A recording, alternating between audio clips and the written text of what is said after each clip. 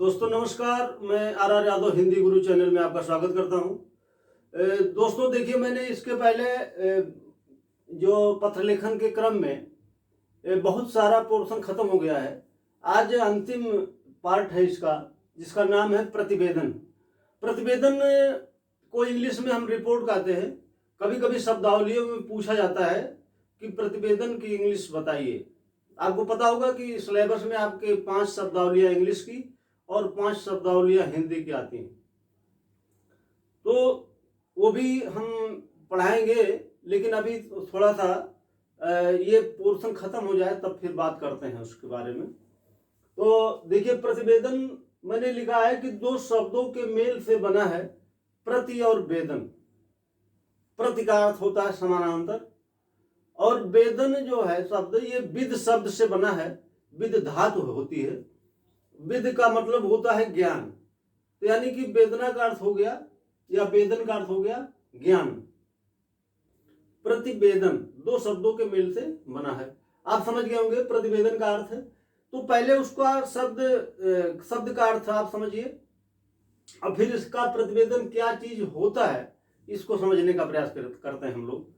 तो देखिए, प्रतिवेदन 2 शब्दों के मेल से बना है। मैंने लिखा है प्रति और वेदन। प्रति का अर्थ होता है समानांतर और वेदन का अर्थ ज्ञान होता है। आपको ऐसे ही कॉपी में लिखना भी है। ऐसा नहीं है कि आप अपनी तरफ से कुछ जोड़ेंगे, ऐसे ही लिख करके आपको आगे बढ़ना है इसमें। अब देखिए, इसकी परिभाषा मैंने लिखा है कि किसी व्यक्ति, वस्तु या घटना के किसी उद्देश्य हेतु सूक्ष्म निरीक्षण के बाद तैयार संपूर्ण विवरण प्रतिवेदन कहलाता है। ठीक। अब कोई व्यक्ति है, कोई वस्तु है या कोई घटना है, उसके किसी उद्देश्य के लिए, जैसे आपको पता होगा कि व्यक्ति की बात अगर करें तो अभी जो विकास दुबे का प्रकरण चल रहा है, तो व्यक्तित्व की बात तो आप देख रहे हैं पूरे इंडिया में इस समय बिल्कुल हाईलाइटेड मुद्दा है कि ये किस प्रकार से कैसे घटना हुई है। तो इसके लिए देखिए, कोई कमेटी गठित की जाएगी और उसके बाद में इस मैटर को सलूशन के लिए रखा जाएगा और कमेटी बनेगी। कमेटी में कुछ अध्यक्ष होंगे, कुछ सदस्य होंगे। तो ये व्यक्ति की बात हो गई। कोई वस्तु है, कोई विशेष वस्तु की बात आ जाएगी। तो मानिए कि कोई ऐसी वस्तु है कि जैसे आपको पता होगा कि मानिए कि गवर्नमेंट को कहीं पता चल गया यहाँ पर खाद्यान्न यानी कि खदान में सोना है कहीं किसी जगह पर पर्टिकुलर, तो गवर्नमेंट क्या करेगी, उसके लिए कमेटी बनाएगी और कमेटी बना करके उसके लिए एक अध्यक्ष और सदस्य लोग होंगे और उसकी जांच पड़ताल करेंगे और फिर निर्णय देंगे। ऐसे कोई घटना हो गई, घटना इन द सेंस की जैसे मान लीजिए कि कोई रेल दुर्घटना है, ठीक है, कोई बस दुर्घटना है, कोई विशेष ऐसे हवाई जहाज हैकिंग है, कुछ भी है ऐसा, तो उसके लिए कोई कमेटी गठित की जाए। तो कुल मिलाकर के मैंने बताया है कि किसी व्यक्ति, वस्तु, घटना के किसी उद्देश्य हेतु सूक्ष्म निरीक्षण के बाद प्राप्त किया हुआ संपूर्ण विवरण प्रतिवेदन कहलाता है। ये इसकी शुद्ध परिभाषा है। ठीक है, आप ऐसे लिख सकते हैं जैसे मैंने लिखा है। और फिर मैंने लिखा है कि जो उस विषय वस्तु की वास्तविक स्थिति प्रस्तुत करने के साथ साथ इसकी महत्ता का परीक्षण प्रस्तुत करता है। ठीक। जैसे भाई अभी कोई घटना या दुर्घटना हो गई, तो जैसे मान लीजिए आप कोविड-19 चल रहा है, तो कोविड-19 में ये आप कह सकते हैं कि दैवीय आपदा कह सकते हैं या मानवीय आपदा कह सकते हैं। तो अभी इसका डिक्लेरेशन नहीं है कि वास्तव में इसकी वास्तविक स्थिति क्या है। तो जैसे मान लीजिए अभी तो आप अपने अपने तरीके से सभी लोग कयास लगा रहे हैं। बड़े बड़े साइंटिस्ट, बड़े बड़े जो प्रयोगशालाएं हैं, वो सब फेल हैं और किसी प्रकार की कोई दवा नहीं बन पा रही है। तो इसके लिए क्या होगा कि आने वाले समय में कुछ हो सकता है कि इसका निजात मिले इससे, और लोग कोई न कोई रास्ता ढूंढ लें और इसकी वास्तविक स्थिति पता चल जाए। तो इसके लिए क्या होगा कि फिर भविष्य में ऐसी कोई प्राकृतिक आपदा या मानवीय आपदा आती है तो लोग सतर्क रहेंगे। तो जैसे आपको पता है कि इसके पहले स्वाइन फ्लू, बर्ड फ्लू, बहुत सारी बीमारियां आई, तो ऐसे इसी तरह से कोविड-19 भी आया। तो हो सकता है कि आने वाले समय में कुछ लोग जांच पड़ताल करने के बाद में ये बता सके कि वास्तव में क्या चीज है। तो ये मुद्दा है कि जैसे कोई घटना है, कोई वस्तु है, कोई व्यक्ति है, उसका किसी उद्देश्य हेतु मतलब है कोई उद्देश्य होना चाहिए कि हम इसकी जांच पड़ताल कर रहे हैं। उसके बाद में उसका सूक्ष्म निरीक्षण किया जाता है। निरीक्षण के बाद में जो विवरण प्राप्त होता है उसे हम प्रतिवेदन कहते हैं। ये इसकी परिभाषा होती है, ठीक है। और इसको भविष्य की महत्ता और मूल्य के लिए रखा जाता है। इसका मतलब ये हो गया कि मान लीजिए कि आज हम किसी प्रकार से कोविड-19 के विषय वस्तु के बारे में हमको पूरी जानकारी हो जाए, तो फिर उसको सुरक्षित रखा जाएगा, इस दस्तावेज को सुरक्षित रखा जाएगा, क्योंकि आने वाले समय में कोई ऐसी घटना हो जाए तो वो बहुत ही इम्पोर्टेंट मैटर होगा, वो दस्तावेज बहुत काम का होगा। इसीलिए उसका सूक्ष्म निरीक्षण किया जाता है और भविष्य के लिए उसको उसकी महत्ता के लिए रखा जाता है। तो आपके लिए मैंने ये बताया कि जैसे जो इस विषय वस्तु की वास्तविक स्थिति प्रस्तुत करने के साथ साथ उसकी महत्ता और मूल्य का परीक्षण करता है, ठीक है। तो ये तो बात हो गई प्रतिवेदन की परिभाषा और प्रतिवेदन क्या चीज होता है, ठीक।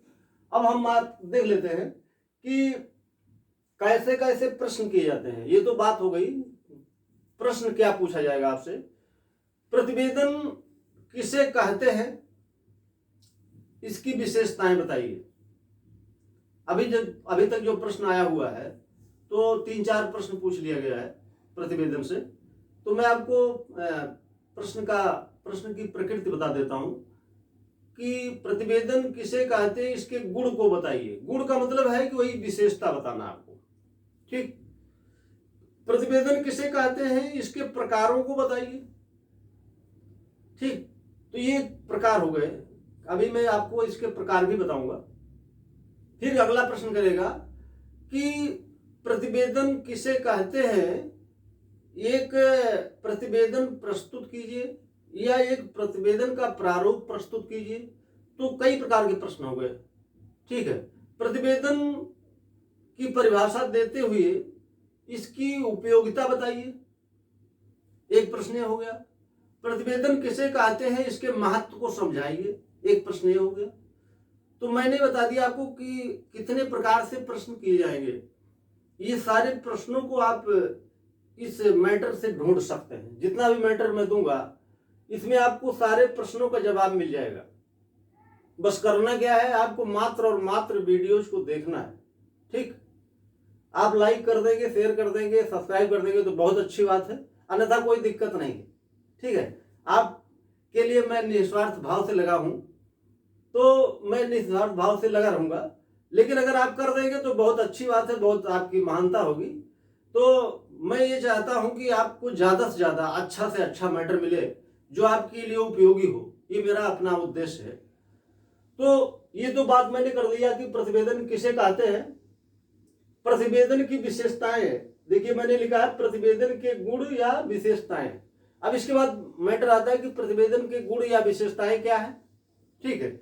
बहुत इंपॉर्टेंट है ये मुद्दा कि प्रतिवेदन, ये देखिए मैंने लिखा है कि प्रतिवेदन स्वतः संपूर्ण दस्तावेज होता है, ठीक। देखिए मैंने लिखा है प्रतिवेदन संपूर्ण दस्तावेज होता है जो ये जिसका महत्व एवं मूल्य दीर्घकालिक होता है। मैंने बताया पहले ही आपको कि जो प्रतिवेदन होता है, सूक्ष्म निरीक्षण के बाद जो दस्तावेज प्राप्त होता है उसको रखा जाता है इसके महत्व और मूल्य के लिए। दीर्घकालिक महत्व होता है इसका। इन फ्यूचर आप कभी भी ऐसी घटना दुर्घटना होती है तो उसके सापेक्ष आप उसका उत्तर दे सकते हैं, ठीक है, उसके बारे में समझ सकते हैं। तो ये मैंने बताया कि प्रतिवेदन एक संपूर्ण दस्तावेज होता है। इसकी बहुत बड़ी विशेषता है, वेरी वेरी इंपॉर्टेंट पॉइंट है कि ये दस्तावेज क्या होता है कि आप उसको मैटर को रख दिए, भविष्य में ऐसी कोई घटना हुई तो उसके साक्ष्य के रूप में प्रस्तुत कर सकते हैं कि ये ऐसी घटना हुई थी, तो ये इस पर कमेटी जो गठित की गई थी उस कमेटी ने ये रिकमेंडेशन किया था। तो अगर ऐसी घटना हुई है तो निश्चित तौर से यही मुद्दा होगा, और यही मुद्दा है तो यही इसका उत्तर होगा। ठीक है, यही इसका हल होगा। समझ गए होंगे आप। इसके बाद में देखिए मैंने लिखा है कि प्रतिवेदन तथ्यात्मक होता है। तथ्यात्मक मतलब होता है कि वो तथ्यों में विभक्त होता है, कि कोई मुद्दा है, ऐसा कोई घटना है, तो उस अगर घटित हुई है तो वो जो उसका सूक्ष्म निरीक्षण के बाद विवरण होगा वो तथ्यों में होगा, इसीलिए बोला गया कि प्रतिवेदन तथ्यात्मक होता है। अब दूसरी चीज कि जो प्रतिवेदन होता है उसमें प्रामाणिकता का होना आवश्यक है। ये बहुत अच्छी विशेषता है इसकी, बहुत इंपॉर्टेंट विशेषता है कि उसमें प्रामाणिकता होनी चाहिए। ऐसे वो हवा हवाई नहीं होना चाहिए, कुल मिलाकर के वो उसमें कुछ प्रमाण हो, प्रमाणों द्वारा सिद्ध हो। जब प्रमाणों द्वारा सिद्ध होगा तभी तो हम उसको एक दस्तावेज के रूप में रख सकते हैं। अगर प्रमाणों द्वारा सिद्ध नहीं है तो फिर उसकी क्या वैल्यू है, उसके मूल्य क्या रह जाएंगे, ठीक है, उसके क्या महत्व रह जाएंगे। इसलिए जो प्रतिवेदन होता है उसमें उसकी महत्ता तभी है जब उसमें प्रामाणिकता हो। ठीक, समझ गए होंगे आप। तो इसकी विशेषता आपको मैं बताऊंगा। इसके बाद में प्रतिवेदन के प्रकार बताना है आपको। ठीक है, हम लोग इसके ठीक बाद में, विशेषता तो मैंने अभी बहुत कम लिखा है, इसकी बहुत सारी विशेषताएं हैं। विशेषता के बाद में हम इसके प्रकार को पढ़ेंगे और प्रतिवेदन लिखने का जो प्रारूप है उसको पढ़ेंगे, और फिर अंत में हम इसकी उपयोगिता या महत्ता पढ़ेंगे। ठीक है, तो मित्रों बहुत बहुत धन्यवाद आपको। फिर आप